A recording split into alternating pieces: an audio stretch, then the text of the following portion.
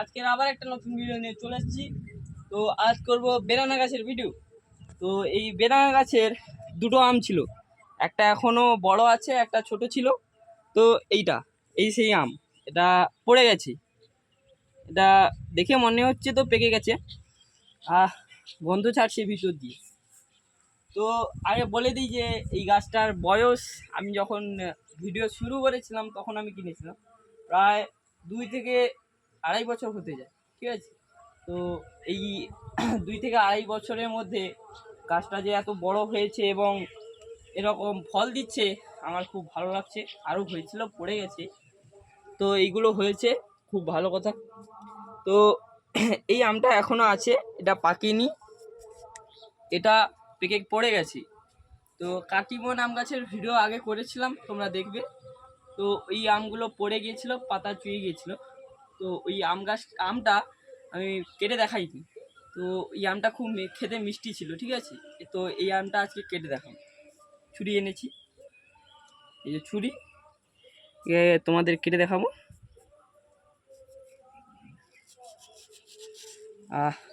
কেটে নিয়েছি, দেখো রংটা দেখো, ওহ পুরো হলুদ। এবার কেমন খেতে হয় দেখি। তো বন্ধুরা, ছোট্ট করে এটাকে কেটে নিচ্ছি খাওয়ার জন্য। আমি কীরকম টেস্ট, স্বাদটা দেখাবো।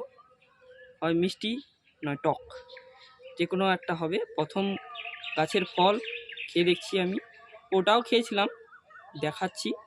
জামকুলের ভিডিও করেছিলাম, ওটাও খেয়ে দেখাচ্ছিলাম।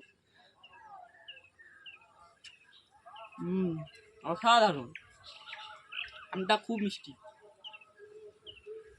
তোমরা চাইলে বেদানা গাছটা কিনতে পারো, এটা খুব মিষ্টি। সরি, পড়ে গেল, বাদ দাও।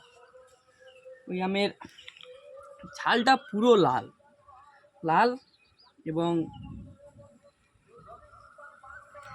ক্যামেরাম্যান মাখছে খাবে বলে ক্যামেরাম্যানকে দিয়ে দিলাম। আরেকটা কাটি খাবো।